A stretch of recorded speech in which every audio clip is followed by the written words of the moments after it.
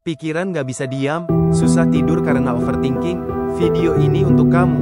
Jangan biarkan overthinking merusak harimu.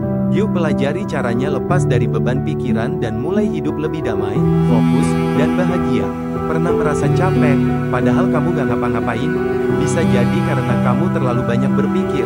Welcome ke video yang akan bantu kamu lepas dari overthinking dan mulai hidup lebih tenang. Apa itu overthinking? Overthinking adalah kecenderungan untuk memikirkan sesuatu secara berlebihan dan berulang-ulang, seringkali dengan cara yang merugikan, seperti terus memikirkan kesalahan masa lalu atau khawatir tentang masa depan. Ciri-ciri, terlalu banyak memikirkan sesuatu, terjebak dalam pikiran yang terus berulang, sulit fokus pada hal lain, menganalisis sesuatu secara berlebihan, khawatir akan membuat keputusan yang salah. Dampaknya mengurangi kepercayaan diri, mengganggu hubungan dengan orang lain, mengganggu pola tidur dan nafsu makan, dapat meningkatkan risiko stres, kecemasan, depresi, dan gangguan obsesif-kompulsif OCD.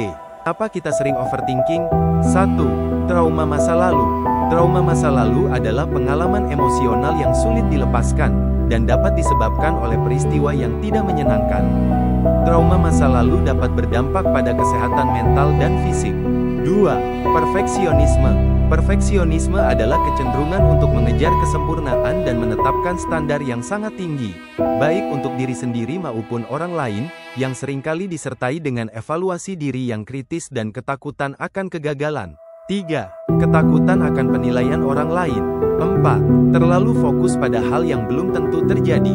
Contohnya, seseorang yang memiliki kebiasaan overthinking mungkin percaya bahwa dirinya mengidap penyakit kanker, padahal dokter tidak menyatakan ada sel kanker yang ditemukan.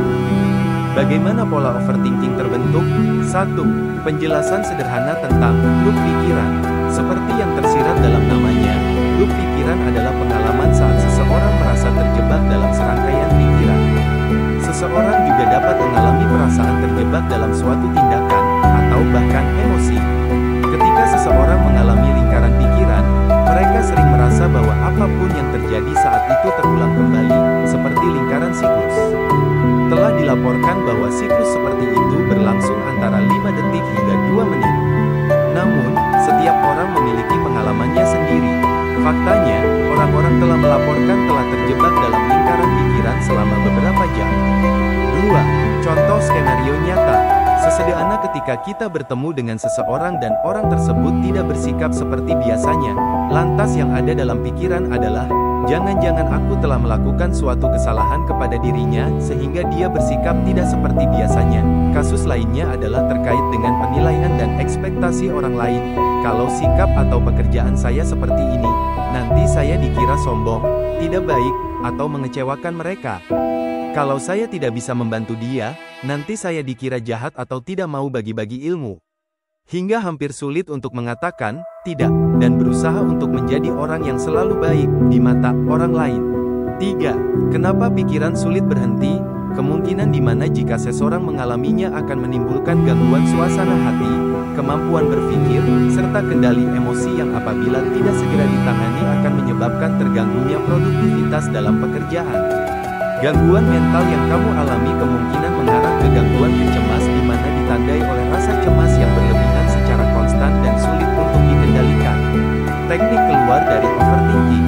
1. Tulis semua pikiran. Ini membantu kamu untuk mengetahui seperti apa pikiranmu.